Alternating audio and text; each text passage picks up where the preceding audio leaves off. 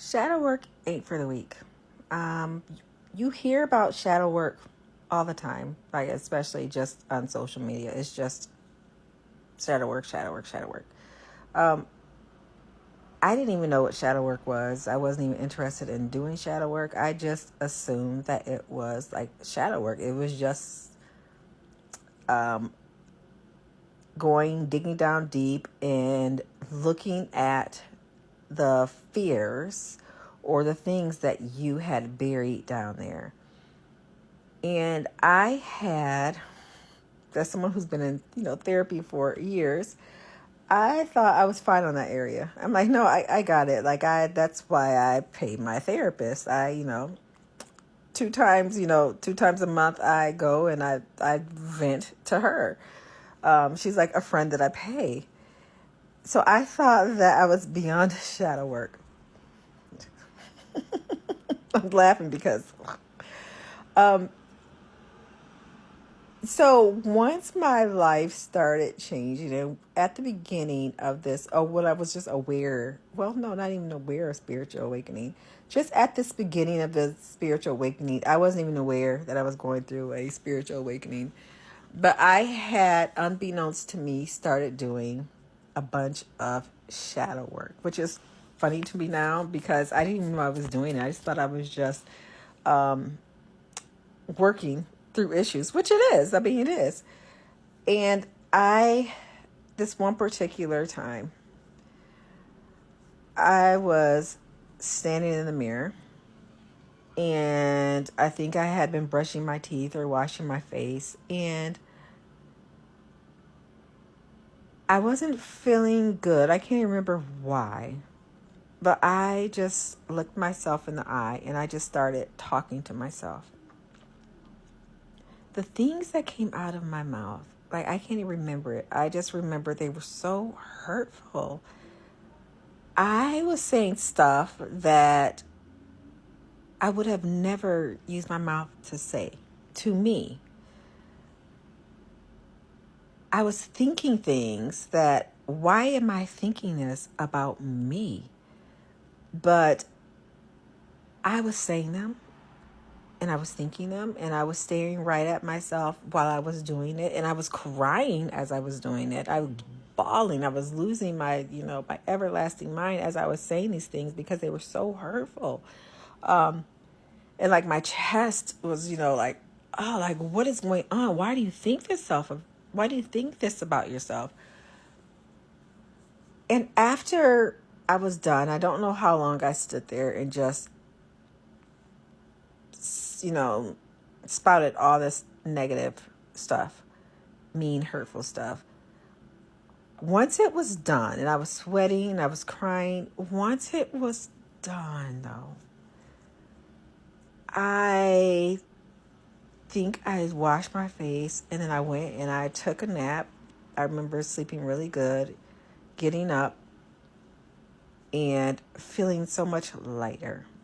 What I didn't know was that was a clearing. It needed to come out. Everything that I had pressed down so deep, every negative thought that I had about myself, what I was doing, who I was with, everything had came up. And I had just let it out and I couldn't stop. It was a clearing. It needed to come up because it could no longer live in me anymore. And that was so instrumental because from that moment on, and it didn't happen overnight. It did take some time, not long, no.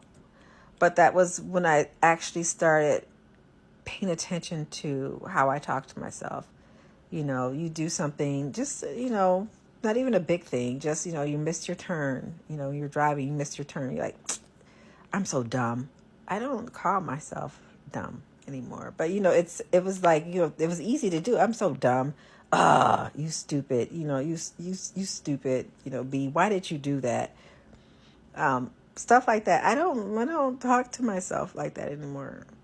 And I owe it in part to that clearing because that negativity does not live in me anymore. So why would I invite it back into this beautiful container that is the human Aaliyah. I don't.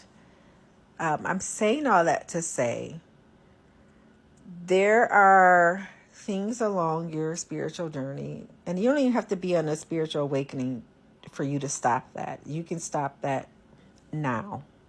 But for me, it was a spiritual awakening that I was purging and getting all this stuff out of me so that I can set myself up to believing who I am, which is a spiritual divine being.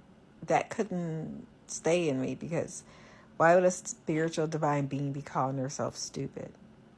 Or, calling herself a bee? Things like that. That's not, no. I'm divine. I'm God. Why would I, what? So that's just one of the things that I share. So I did just write a book. It took a year and a half. This book was a year and a half about my spiritual awakening and my spiritual transformation. And these are just the types of stories that I share. Just very real stories about what I was doing with myself, how I was talking to myself, how I was treating myself. And just as I started saying yes to me, yes to the beauty of awakening, yes to the opportunities of there's something else, and yes to the path that I was being turned towards and pushed down. I was pushed. I didn't go willingly. I was pushed.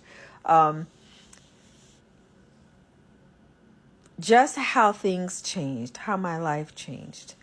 And I wish that I had read about these changes and about this path before. So that's why I wrote the book. My path isn't going to be like your path. Your path isn't going to be like my path. This is a very individualized plan. If you're going through an awakening, it's very individualized. So me writing the book, it's not for you to read it and say, oh, this is what's going to happen on my awakening too, because it's happened to Aaliyah. No, the idea is that you read it and you can find similarities. And you can say, okay, I was doing shadow work too. Yeah, I had something similar like this, or maybe you had something different. But the core of it is the same. Things need to be cleared out so that I can welcome in love in those spaces. So that's why I wrote Leaning Into Me. It is a spiritual memoir about my awakening, what had to happen.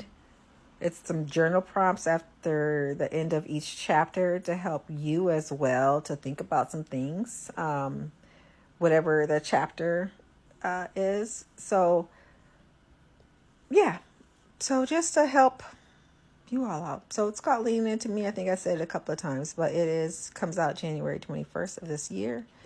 You can pre-order it now. You can get an ebook or paperback. So, yeah.